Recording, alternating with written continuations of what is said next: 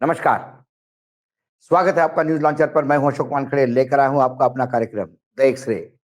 एक खबर, और खबर ये है कि किसी विदेशी देश द्वारा अमेरिकी नागरिकों की हत्या का निर्देश देना एक गंभीर चिंता का विषय है और इसकी जांच होनी चाहिए।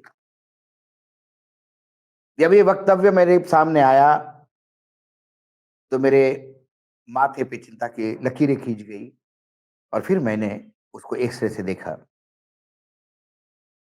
ये वक्तव्य किसी और का नहीं, ये वक्तव्य है तुलसी गायबार्ड का।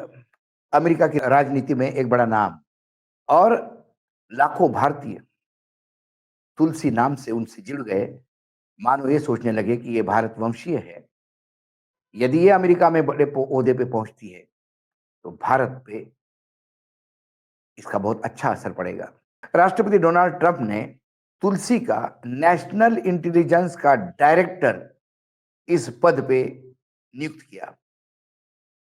अब नेशनल इंटेलिजेंस का डायरेक्टर होने के मायने ये हैं कि विश्व प्रसिद्ध सीबीआई और एफबीआई, सेंट्रल इन्वेस्टिगेशन एजेंसी, और फेडरल ब्यूरो ऑफ इन्वेस्टिगेशन, ये दोनों ही एजेंसियां तुलसी गैबार्ड के अंडर काम करेगी। वहां पे एक सिस्टम है। सिस्टम यह है कि जब भी ऐसी बड़ी नियुक्तियां होती है, तो सरकार को सीनेट के सामने, यानी वहां के पार्लियामेंट के सामने, इन अधिकारियों को पेश करना होता है।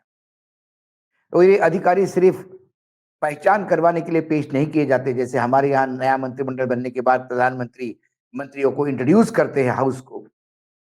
वो फॉर्मेलिटी वाली बात नहीं है।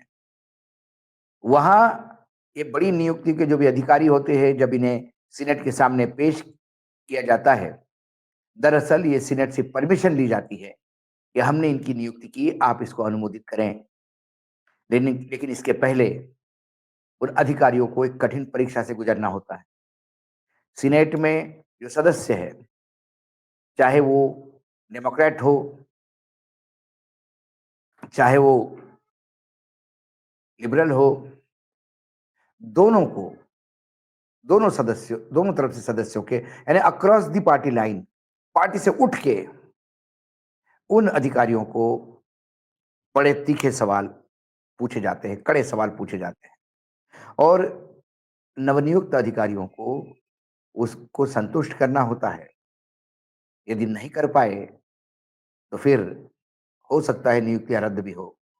ये एक प्रकार का अमेरिकन सिस्टम में चेक एंड बैलेंस है। ये हमारे यहाँ जैसा नहीं है।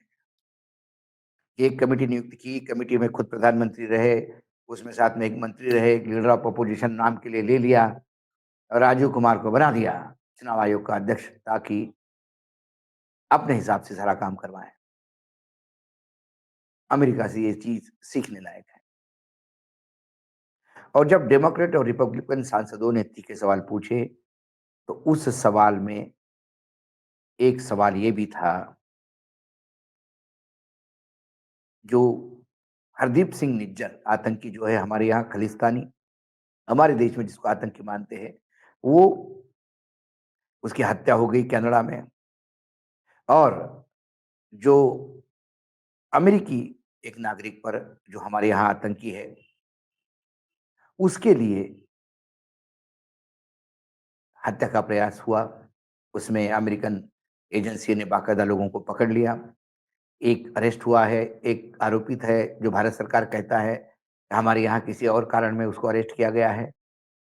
अमेरिका के तेज तेवर देख के भारत सरकार ने एक कमेटी नियुक्त की है, कमेटी ने रिपोर्ट दी है कि हाँ ये हुआ है, लेकिन अधिकारी तौर पे हुआ है, यहाँ ऊपर से कुछ नहीं था, लिपापोती करने का टाइम आया है। जब इस बात पे सवाल पूछा, तब तुलसी गैबार्ड ने ये जवाब दिया कि किसी भी विदेशी देश द्वारा अमेरिकन नागरिकों की हत्या का निर्देश देना एक गंभीर चिंता का विषय है और इसकी जांच होनी चाहिए। इसके साथ कनाडा में निज्जर की हत्या का भी सवाल पूछा गया। अब तुलसी जी को एक सीनेट ने पूछा कि अमेरिकी सरकार ने आरोप लगाया है कि भारत सरकार के एक अधिकारी 2023 के स्प्रिंग में न्यूयॉर्क शहर के एक सिख कार्यकर्ता, जो कि अमेरिकी नागरिक है, की हत्या के निर्देश दिए थे। इस पर आपका क्या कहना है? इसी के आगे फिर कनाडा का भी सवाल जुड़ गया। ये बात अलग है कि भारत सरकार ने उसका खंडन किया, लेकिन तुलसी ने कहा कि भारत का स्टैंड, जो उसने उसका जिक्र नहीं किया। सीनेट की सिलेक्ट कमिटी ऑन इंटेलिजेंस ने अपने लिखित जवाब में कहा कि भारत हिंद प्रशांत क्षेत्र का एक महत्वपूर्ण आर्थिक एवं सुरक्षा साझेदार है। किसी भी विदेशी देश द्वारा अमेरिकी नागरिक के खिलाफ हत्या का निर्देश देना, ये गंभीर चिंता का विषय है। जांच के परिणाम और खुफिया जानकारी राष्ट्रपति और नीति निर्माताओं को दी जाएगी, ताकि वे घटित घटना के संबंध में द्विपक्षीय संबंधों पर इसके असर को देखते हुए सर्वोत्तम निर्णय ले सके। बाद में तुलसी गैbbard ने यह भी कहा कि वो एक स्वतंत्र व्यक्तित्व है। इस बात से उन्होंने खारिज कर दिया ये आरोपों को कि वो एक कठपुतली है। डेमोक्रेटिक सांसदों पे बरसते हुए उन्होंने कहा कि डेमोक्रेट्स मुझे ट्रंप की कठपुतली, पुतिन की कठपुतली, असद की कठपुतली और मोदी की कठपुतली होने का आरोप लगाया। लेकिन जो बात उन्हें वास्तव में परेशान करती है, वो ये है कि मैं उनकी कठपुतली बनने से इनकार करती हूँ। Before I close, I want to warn the American people who are watching at home. You may hear lies and smears in this hearing that'll challenge my loyalty to and my love for our country. Those who oppose my nomination imply that I am loyal to something or someone other than God, my own conscience, and the Constitution of the United States, accusing me of being Trump's puppet, Putin's puppet, Assad's puppet, a guru's puppet, Modi's puppet, not recognizing the absurdity of simultaneously being the puppet of 5 different puppet masters.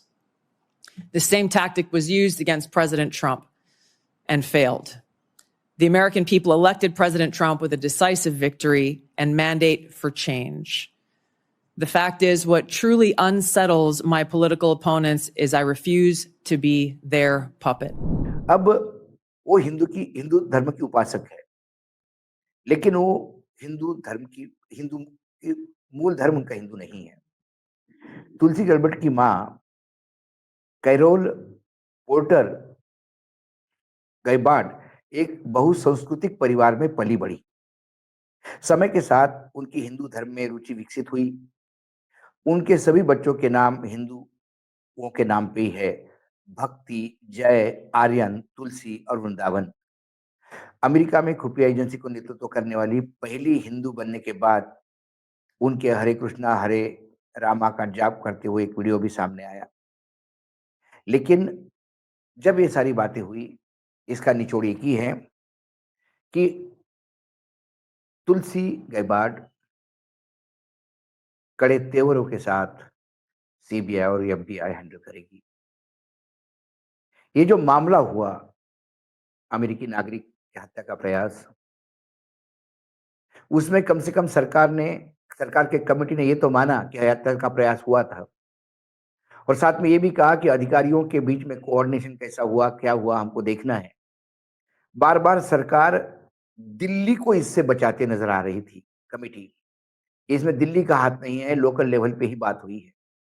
लेकिन मुझे लगता है कि जो agent बाहर काम करते हैं, जो हर देश के एजेंट्स बाहर होते हैं, हमारे यहाँ रिक्रूटमेंट में इतने मूर्ख लोगों को नहीं लिया जाता कि अमेरिका जैसे बलाढ्य देश में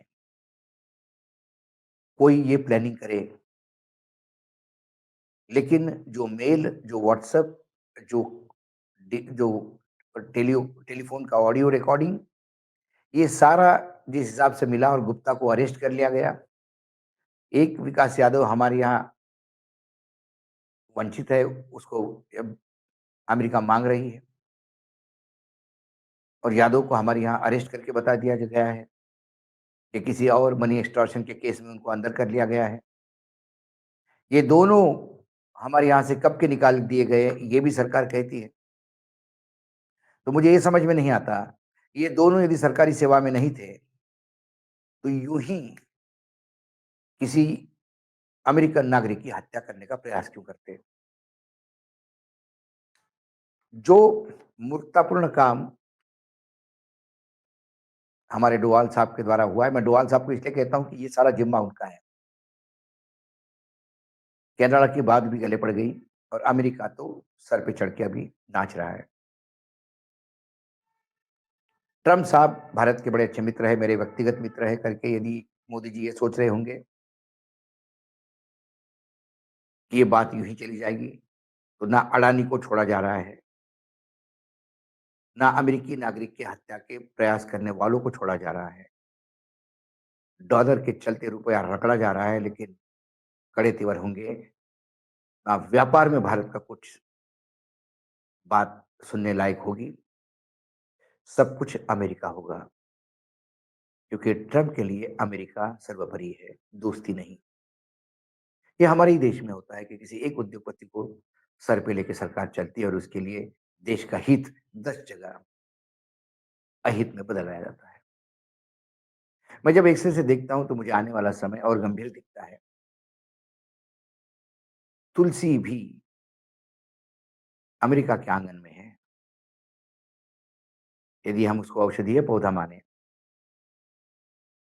तो ये अमेरिका के लिए हितकारी साबित होगी। भारत के लिए तुलसी आंगन ही है, जो आंगन अमेरिका में आता है। आज इतना ही, कल फिर आता हूँ किसी विषय के साथ। तब तक के लिए नमस्कार। देखते रहिएगा न्यूज लॉन्चर।